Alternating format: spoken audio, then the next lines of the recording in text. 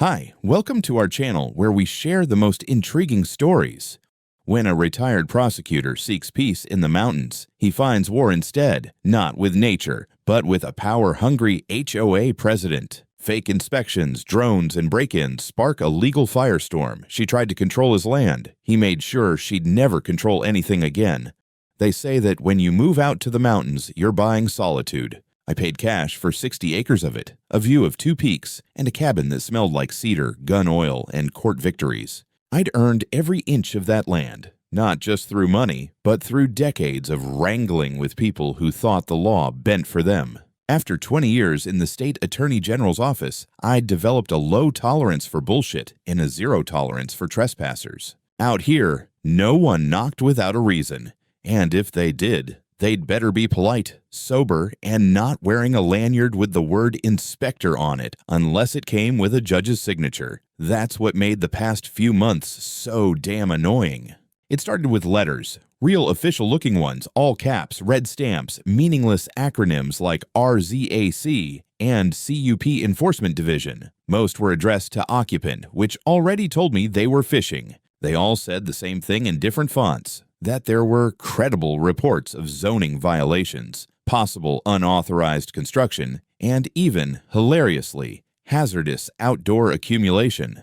I hadn't heard that phrase since prosecuting a hoarder in Grand Junction. The cabin, of course, was in perfect condition, everything permitted, every inch surveyed, inspected, and filed by someone who knew how the system worked. Me. I didn't respond. I never respond to anonymous crap or template threats. But I did start documenting. Photos, digital scans of every document. I even called in a buddy at the county assessor's office to pull any recent filings with my parcel number attached. Nothing came up, which confirmed what I suspected. This was a fishing expedition, probably launched by someone who didn't like the way my cabin looked from a distance, or the fact that it existed at all. Then came the drive-bys. White SUV. Same one every time. No plates on the front. Out of state on the rear. Utah, I think, which was weird. Female driver, mid-50s, platinum bob, mirrored sunglasses. I caught her idling by my lower gate twice, snapping pictures over the wheel. On the third time, I stepped out with my coffee and waved. She sped off. I didn't chase, not because I was afraid, but because I figured she'd be back. People like that always are. That evening, I called an old contact in land services and asked for a name associated with a certain HOA in the area, Aspen Pine Trails, the kind of place that has mandatory yard sculpture guidelines and fines for off-brand shingles. Sure enough, the name Karen Travis came up, president, former code enforcement officer from Durango. Fired, apparently, for overreach of authority and unlawful entry. Now she ran a tiny kingdom 4 miles down the road, a plastic town with plastic rules. That same week, I noticed the flyers. Bright orange, taped to my mailbox, which is a federal offense, by the way. Unsightly structure, violates community aesthetic. Below it was a picture of my cabin taken with a telephoto lens, zoomed in through the pines. It looked like an expose photo from a tabloid. The text underneath was even better. Concerned citizens demand action. No contact info, just a call to preserve the visual harmony of Sandy Creek Ridge. I laughed so hard I nearly spilled my bourbon. Then I called my electrician and had a gate buzzer installed. Motion sensors, more cameras. I also drafted a cease and desist template just in case the HOA got brave and tried a letterhead stunt. I wasn't going to pick a fight, but I wasn't leaving a single window open either, figuratively or literally. 2 weeks later, a local building inspector I knew, Rick Gordon, stopped by my office. He came under the pretense of checking in on that permitting workshop we talked about, but I could tell something was off. "Mike," he said, sitting on the edge of the chair, "I've gotten a couple unusual calls. Someone keeps asking if your property was ever rezoned for mixed use, or if that guest shed is an unregistered dwelling. Said there's concern about transient activity." I stared at him. "You mean the foxes?" He chuckled. "No, apparently human transients, campfires, litter. There was even a mention of, quote, possible off-grid trafficking." I blinked. Jesus Christ. "Who's calling this in?" He gave me a look and shook his head. "Let's just say someone who isn't in your jurisdiction thinks you're making the mountains look non-compliant." That was the word. Non-compliant. I leaned back in my chair. Let them come. Let them try. I meant it. I didn't know yet what Karen Travis was planning, but I had a feeling it would go beyond the usual HOA nonsense, and that when she finally crossed the line, and she would, I'd be more than ready. What I didn't expect was for her to cross it on the very morning I was scheduled to sit down, confidentially, with the Attorney General of the state of Colorado and one of his senior aides. But that's a story for the next hour. The morning started like most others. Mist curling off the pines, coffee just strong enough to make your jaw clench, and the sharp crack of a log splitting under them all. I always started early on meeting days. Something about the rhythm of woodcutting put my brain in order. The Attorney General was scheduled to arrive with his aide around 10. We'd cleared the schedule weeks ago. A quiet, confidential sit-down at my cabin to review language for the new initiative on private land protections. Property Rights Watch, we were calling it. A legislative nuke against overreaching HOAs. The irony, as I'd soon learn, would be so thick you could spread it on toast. By 9:45, I'd swept the front porch, checked the perimeter sensors, and made a fresh pot of coffee. The dogs were inside, not because they couldn't behave, but because high-level guests tend to look sideways at a 90-pound mutt with a chain collar and a tattooed ear. I wore jeans, boots, and my old AG windbreaker. Not formal, but enough to say, I still know how to write subpoenas. They pulled in at exactly 10 o'clock. Unmarked black Tahoe, tinted windows, government plates. The AG himself, Patrick Kane, stepped out with his usual measured calm, followed by his chief legislative aide, Alicia Langston. I greeted them both warmly. I'd known Patrick since the late 90s, back when we both prosecuted meth labs out of a moldy courthouse with flickering lights and overworked bailiffs. We sat in my office, a converted den with bookshelves, taxidermy, and a table I'd made from reclaimed barnwood. I poured coffee, pulled out the latest draft of the bill, and we got to work. No small talk, no politics. Just three people who'd seen too much land get stolen by paper bullies and were done with it. About 30 minutes in, I heard a chime, faint, from the back gate. Not unusual, but odd at that hour. Maybe a delivery driver lost in the hills. I muted the security alert on my watch and kept my focus on the claws Patrick was dissecting. 2 minutes later, the side door creaked. The latch clicked. Then came slow, deliberate footsteps across the hardwood. I stood up.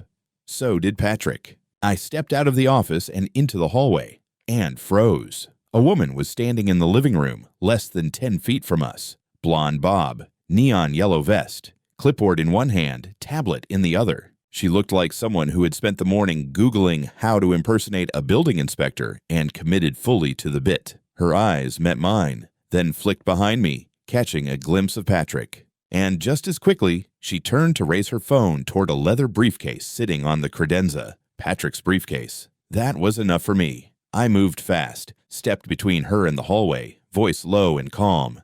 "Ma'am, you need to put that phone down." She froze for a beat, then turned on the fake charm.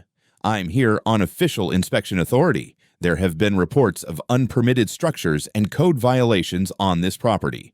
I'm just doing my job." I didn't reply. I held out my hand, palm up. "Identification. Now."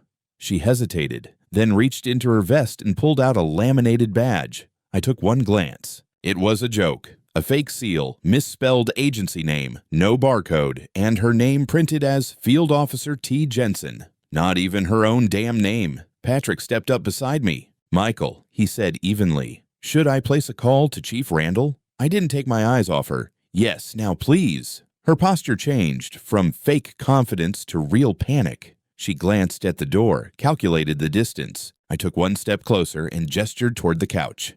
"You'll want to sit down." She didn't. Instead, she moved toward the entryway, slow at first, then fast. Big mistake. Alicia stepped into her path from the left and blocked the door with practiced ease. I knew from memory that she boxed in college and once disarmed a protester at the Capitol with a purse strap. She didn't flinch now. Karen, because of course it was Karen, froze again. "I have legal authority to be here. This is all a misunderstanding. You'll regret interfering with an official inspection." I said nothing. Instead, I pulled out my phone, opened my security app, and tapped the rewind icon. There she was, scaling my gate at the rear of the property using a step stool she'd hidden in the woods. Another tap showed her jiggling the side door lock until it gave. Another showed her taking pictures inside before she even saw us. By the time the local sheriff pulled up 10 minutes later, she was seated on the couch, arms crossed, scowling at the floor like a child caught with her hand in the cookie jar. I handed over the footage, the fake badge, and a brief rundown. Patrick identified himself, which got the deputy's eyebrows to rise so high I thought they'd fly off his face. Karen tried one last gasp of indignation. "You're all overreacting. I was just collecting evidence of violations. That shed out back is clearly not up to code. This is a community matter." Patrick spoke quietly but firmly. "This isn't a community. It's private property. You are not a municipal official. You are a trespasser who disrupted a confidential meeting with the chief legal officer of the state. You're lucky we're not federal agents." She was cuffed without another word. As they let her out, I noticed something odd. She didn't look angry. She looked satisfied, like she'd done what she came to do. I didn't know yet what that meant, but the way she smirked at me as the cruiser pulled away made it clear this wasn't over, not even close. The house was silent after they drove off. I poured myself a fresh cup of coffee, not because I needed the caffeine, but because it gave my hand something to do. Patrick and Alicia returned to the office without a word. We all sat down, looked at the legal documents still spread across the desk, and then, in near-perfect sync, burst out laughing. "Jesus, Mike," Patrick finally said, rubbing his forehead. "You really don't do anything halfway, do you?" "Hey," I said, "you scheduled the meeting. I just provided the entertainment." We finished what we needed to, cleaned up language on sections about private entry enforcement, reviewed precedent cases, and finalized a schedule for hearings with the legislative committee. But the mood had shifted. Not tense exactly, just sharper. We were no longer talking in hypotheticals. Karen had just handed us a real-life case study of HOA overreach, so brazen it could practically write the bill's preamble. By early afternoon, they were gone. I spent the next few hours uploading footage from my security system, printing hard copies of everything, logging timestamps. Standard procedure. I wasn't filing a report just yet. The sheriff's office had enough for now, but I wanted my files pristine if this turned into a full legal circus. I figured that was the end of it. A deranged HOA president impersonates an inspector, breaks into a home, gets caught mid-crime in front of the state's top legal officer. That ought to be the end of her career. And then came the headlines. The story broke less than 24 hours later. I hadn't told a soul, which meant someone else had, and it didn't take long to guess who. Alicia had warned me, half joking, that some stories leak themselves. Apparently, a young campaign intern on Kane's team had mentioned it to a reporter friend who happened to owe Alicia a favor. Or maybe it was intentional. Either way, the news exploded. HOA president caught trespassing during private meeting with state attorney general. Mountain intrusion turns political. Property rights bill gets real-time example. Karen versus the law. HOA leader impersonates inspector arrested mid-meeting. My phone didn't stop buzzing for 2 straight days. Journalists, former colleagues, law school classmates who hadn't called in 10 years. Even my ex-wife's cousin texted to ask if I was the cabin guy on Channel 7. The coverage wasn't just local. State outlets picked it up. A few national blogs ran with it too. The kind that live off HOA horror stories and legal absurdities. Karen's mugshot was everywhere, paired with unflattering screen caps of her in a neon vest being escorted to a cruiser. But it wasn't the attention that got to me. It was the tone of it. Because in every article, every segment, every talking head's smirking analysis, there was a common thread. Karen was crazy, sure, but just one bad apple. The HOA was otherwise blameless. In fact, Aspen Pine Trails HOA had released an official statement by noon on the day after the arrest. Mrs. Travis was acting in an individual capacity and did not have the approval or knowledge of the Aspen Pine Trails Board of Directors. We are cooperating fully with authorities and wish to distance ourselves from any unauthorized actions she may have taken. Classic damage control. Throw her under the bus, clean their hands, and move on. Except it wasn't going to work this time. That same day, I noticed a small drone buzzing above my driveway. At first, I figured it was just a bored teenager from one of the other mountain properties, but the drone didn't pass. It hovered, turned, repositioned, scanned the perimeter slowly, deliberately. I pulled out my shotgun, unloaded but very visible, and stepped onto the porch. The drone drifted back, then zipped away over the tree line. 10 minutes later, I checked the footage from my secondary camera, the one facing west. I found what I was looking for. The drone had dropped something behind the tree line before turning back. I grabbed my boots, hiked the ridge, and found it lodged in a patch of tall ferns. A small, weatherproof USB drive case with a sticker on the top, "Evidence. Property line dispute. Do not tamper." Inside was a drive, and on that drive, dozens of files, photos of my cabin, my fence, my workshop, zoomed-in images of the shed Karen had claimed was unpermitted, even interior shots, presumably from the break-in. A digital folder titled Violation Proofstar January 2024. Most of the metadata had been stripped, but a few JPEGs were sloppy. They traced back to a MacBook registered to k.travis@aspenpinetrails.org. So much for acting in an individual capacity. At that point, I realized Karen hadn't just broken into my home. She'd premeditated it. She'd brought equipment. She'd taken files. And she had either planned to submit this evidence to someone or already had. I called an old friend at the state bar, and we agreed to meet that week. Meanwhile, my mailbox started filling up again. This time, it wasn't letters from Karen. It was letters from her allies. Anonymous complaints, threats of civil suits, demands for disclosure of my development plans, even one crudely worded envelope with no return address saying, "You don't belong here. Sell and get out while you can." I burned that one in my fire pit without a second thought. Karen had been arrested, sure, but she'd lit a fuse before the cuffs went on. And now someone else had picked it up. I've handled a lot of escalation in my career. Threatening letters, fraudulent complaints, political sabotage. Hell, I once had a county official try to plant evidence in a zoning dispute. But what was happening now didn't smell like bureaucratic overreach. It reeked of desperation, the kind that doesn't end with a court date, the kind that gets real ugly, real fast. 3 days after I found the drone's flash drive, I got a knock at the gate. Not the door, the damn gate. 2 men stood outside in casual polos and khakis, clipboards in hand, white SUV idling behind them. One had a badge lanyard that read Zoning Review Sandy Creek Region. The other just smiled like a vacuum salesman. I buzzed them in only halfway, just enough for the intercom. "State your purpose." "We're here on a scheduled zoning conformity review," said the taller one, flashing a very colorful, suspiciously crisp ID. "No, you're not." "It's a non-invasive visual assessment," the second one added. "We've received reports of non-compliant structures on the property, potentially interfering with watershed management regulations." I sighed. "You realize you're talking to the guy who helped draft those regulations, right?" Silence. "I'm going to ask once. Who sent you?" The one with the badge hesitated. "We respond to public interest complaints." An anonymous tip through the county planning concern form. Form 221B. "Yes, sir." "Funny. That form was deprecated 2 years ago. Whoever sent it must be using outdated playbooks." They looked at each other. The second guy reached for his phone, maybe to call someone, maybe to pretend to. I didn't care. "Turn around," I said. "You have no jurisdiction here. You're not county employees. And if I see your faces here again, it'll be on a restraining order and a bar complaint. I know your kind." They left without argument. SUV peeled out faster than it should have. I went straight inside and opened my incident log. Then I called my attorney. Her name was Carolyn Ibarra, former federal litigator, now specializing in land disputes and private retaliation cases. A scalpel in the courtroom and a warhammer in depositions. When I told her what had happened, she didn't flinch. "That was a pressure test," she said. "They were never there to inspect. They wanted to see if you'd push back or panic." "Well," I said, "I don't do either." She laughed. "Good.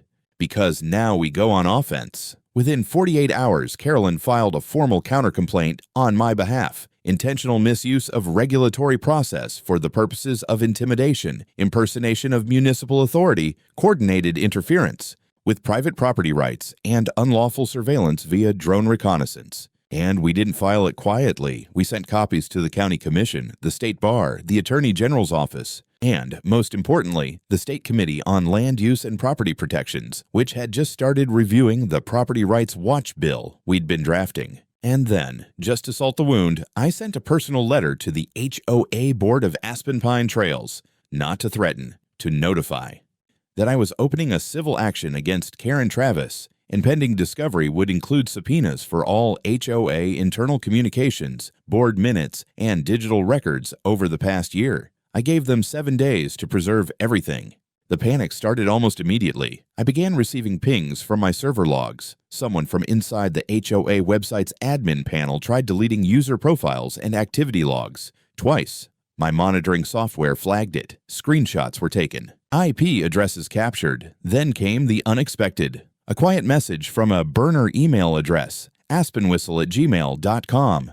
I don't want to go down with her. She forged the inspection order. She had board access. The whole thing was planned. I can show you. No name, no number, but the metadata told me the email came from a device located at the HOA's main clubhouse office. Carolyn was thrilled. She looped in a trusted investigator, a retired DOJ analyst who now handled whistleblower vetting. If we could lock in this source, it would blow open the door to something much bigger. In the meantime, the HOA board was crumbling. They issued a second statement to the press, this time more cautious. We have been made aware of troubling allegations regarding Mrs. Travis's conduct. An independent review of internal procedures is underway. We are cooperating fully with legal counsel. Translation: We're scared. Please don't sue us into a gravel pit. But it was too late. My attorney filed a preliminary motion for discovery. The judge, recognizing the early evidence of coordination, approved expedited access to internal HOA records. We'd get emails, meeting notes, all of it. And then something new arrived, an official envelope from the Office of County Taxation.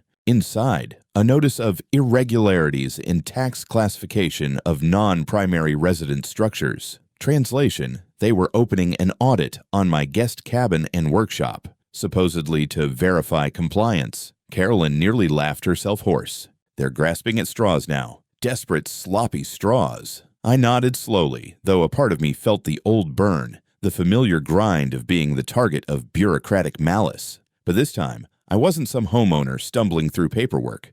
This time, I was coming with subpoenas, and this time, I was coming for all of them. The first time I saw Karen Travis in a courtroom, she looked nothing like the smug, trespassing lunatic who broke into my home. She was all beige, beige suit, beige lipstick, beige demeanor. Her lawyer, a wide-eyed local with a laminated resume and zero control over his client, whispered to her like a scared intern the entire pre-hearing.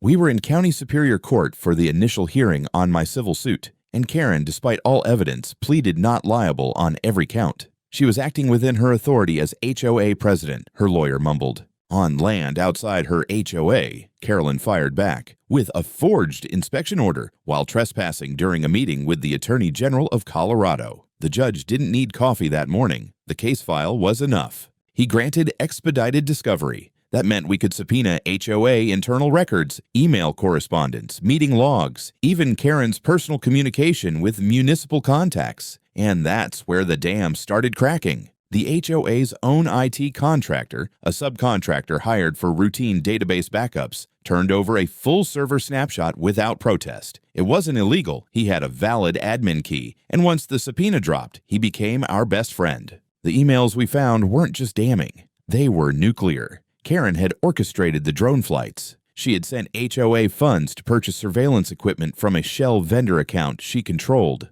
She had scheduled board meetings where only hand-picked allies were allowed to vote, and those meetings had no quorum under HOA bylaws. There were even drafts, actual typed drafts, of letters to the county zoning board signed in advance for anticipated complaints. And the cherry on top? An email Karen sent 3 weeks before the break-in.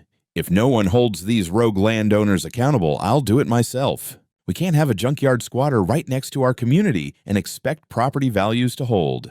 Junkyard squatter, huh? My land was worth more than her whole subdivision. And I had half a mind to build a billboard facing their entrance just to say it. Meanwhile, the anonymous whistleblower, still using the burner email, started feeding us internal HOA minutes and screenshots. One photo showed Karen bragging during a meeting that she walked right into the mountain cabin like I owned the place. Another revealed a motion to formally absorb the land around their HOA into an extended stewardship overlay, which was just bureaucratic dressing on attempted annexation. Carolyn and I now had more than enough to go scorched earth. She filed a criminal referral package to the state attorney's office. Conspiracy, misuse of HOA funds, unauthorized surveillance, forgery, trespass, fraud. But we didn't stop there. Using the Property Rights Watch Network, a coalition of legal professionals I had helped organize after retiring from public office, we sent out a statewide alert to other lawyers, journalists, and landowner groups. The result? 3 other property owners came forward with similar stories of harassment by Karen Travis. One had footage of her screaming over a fence about community standards. Another had audio of her threatening to report your chickens as noise pollution.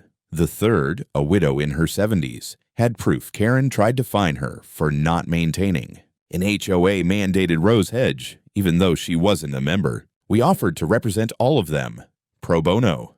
The local media caught wind and jumped in hard. Karen's name became clickbait gold.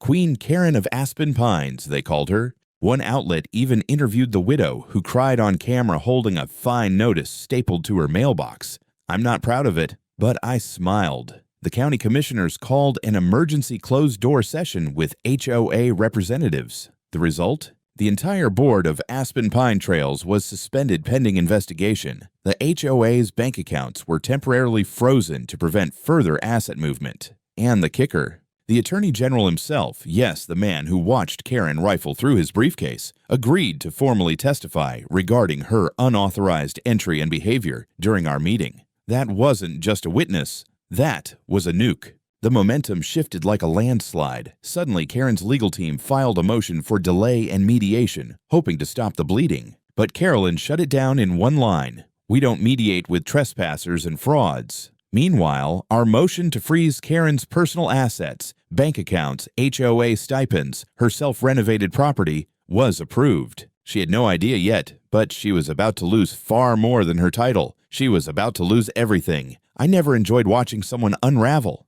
But with Karen Travis, it was like witnessing a demolition. You knew the structure was unsound, but damn if the collapse wasn't mesmerizing. After the court unsealed our evidence files, the district attorney's office officially opened a criminal investigation into Karen's activities. And not just for the break-in, the scope ballooned. We discovered she had redirected over $70,000 in HOA funds to 2 LLCs, both registered under variations of her maiden name. One of them had billed the HOA for aesthetic compliance equipment, which, translated, meant surveillance drones, a trail cam hidden in a birdhouse, and a long-range microphone disguised as landscaping lighting. All of it pointed directly at neighboring properties. When the media caught wind of the equipment purchases, Karen went underground. No interviews, no statements, just silence. But Aspen Pine Trails wasn't staying quiet. A group of residents, some of whom had previously supported her, began organizing an emergency HOA recall vote. They'd had enough. Meanwhile, I filed an additional civil suit,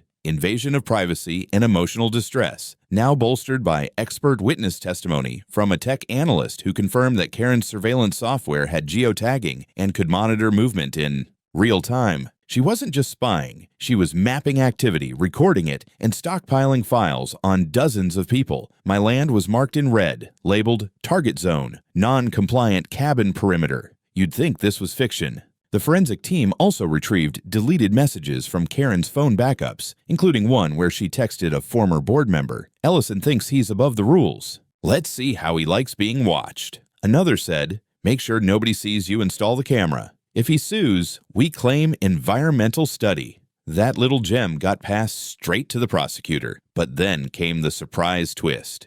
A local contractor, Greg Sorensen, reached out to me through my website. He'd installed a security gate for a cabin up in Sandy Creek 2 years ago. Guess who'd hired him? Karen Travis. She had purchased a parcel of forest land half a mile from mine under a different name. Why? According to Greg, she planned to build a community-facing model cabin to set the standard for the region. Except no permit was ever filed, no taxes paid on the build, and Greg had never been fully compensated for the work. So I ran a title search.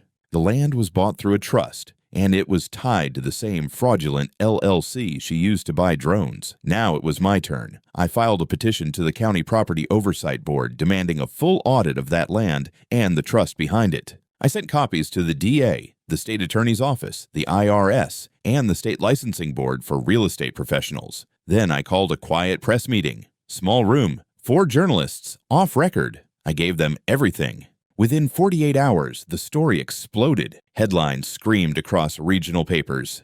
HOA president faces felony charges for spying, forgery, and fraud. Secret land deal uncovered. The next day, I drove into town for coffee and saw something that made me stop cold.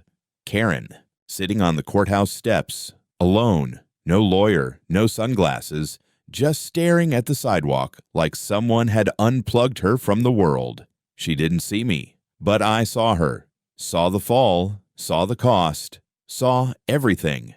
Then my phone rang. Carolyn, grand jury scheduled for Monday, she said. She's done. The grand jury didn't take long. By the end of Monday, Karen Travis had been indicted on 7 felony counts: criminal trespass, document forgery, misuse of organizational funds, conspiracy to commit fraud, illegal surveillance, wire fraud, and obstruction of a state-level investigation. The last one, obstruction, carried serious weight. The Attorney General himself had added a written statement confirming that her presence and behavior during our meeting constituted interference with a governmental process. She was arrested again that night. This time, there was no bond. The courthouse was swarming with cameras. Reporters fought each other for position. When Karen was brought in, she looked like a peeled ghost. No makeup, prison orange jumpsuit, eyes like burnt-out light bulbs. Her attorney had dropped the case. A public defender replaced him. Meanwhile, the emergency HOA meeting went through, and it was carnage. A full vote was held among Aspen Pine Trails residents. 76% voted to dissolve the entire board. Not just Karen, everyone. The homeowners filed a motion with the county to strip the HOA of its operational charter, citing systemic abuse, financial opacity, and criminal management. In parallel, my civil suit moved forward. Carolyn added 2 more plaintiffs, the widow and the chicken lady.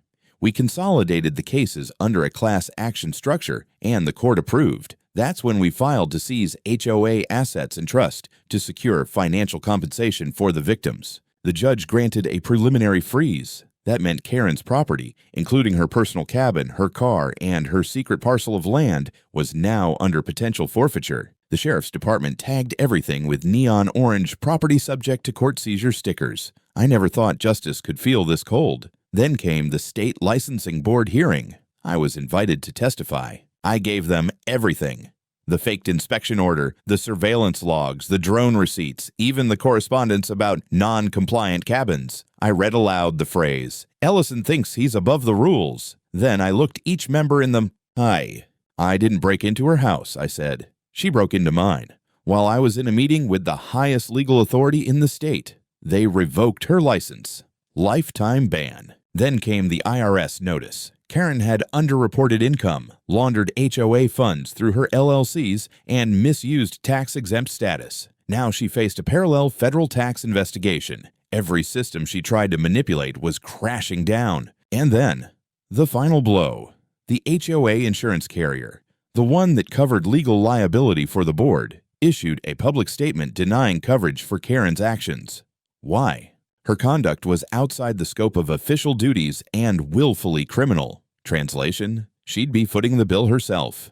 The class action damages, the IRS fines, the criminal defense, all of it. She was bankrupt before the trial even started. As her assets began liquidation, I walked past her seized property one last time. Her personal cabin, once lined with manicured pines and LED path lights, now looked like an abandoned crime scene, but it wasn't over yet. Carolyn approached me outside the courthouse and said, "Her plea deal just hit my desk." I raised an eyebrow. She's willing to confess. Full admission. All charges. What's she asking in return?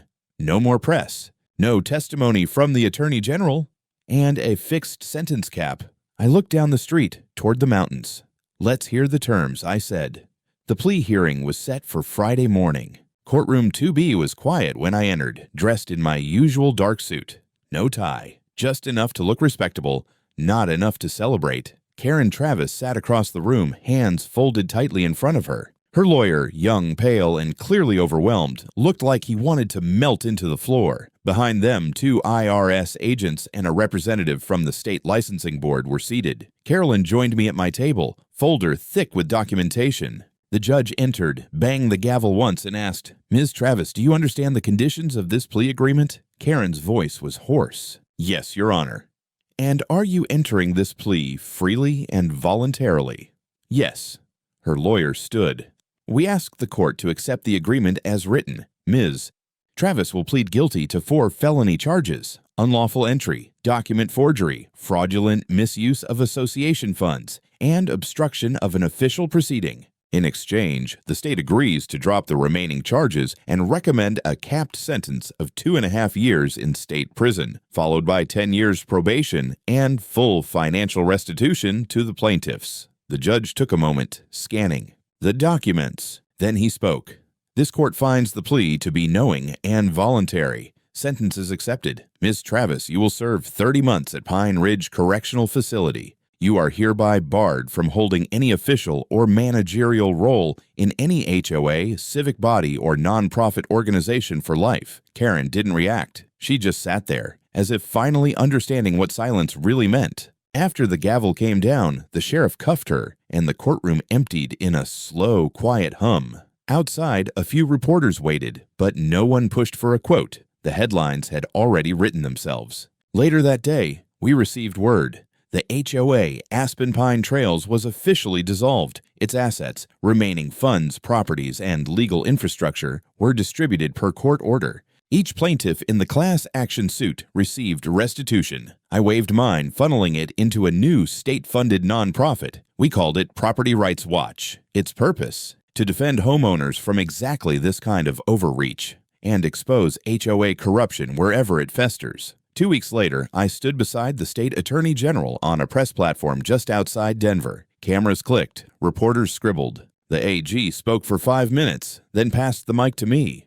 I'm not a victim, I said. I'm a homeowner. And I'm not here to scare HOA boards. I'm here to remind them they're not above the Constitution. That night, back in Sandy Creek, I replaced the old sign at my front gate with a custom steel plaque. It read, "Private Property. Entry without consent is a felony. Trespass here and the law trespasses back." And in my cabin, with the fireplace crackling and an untouched bourbon glass on the table, I opened the first page of my manuscript.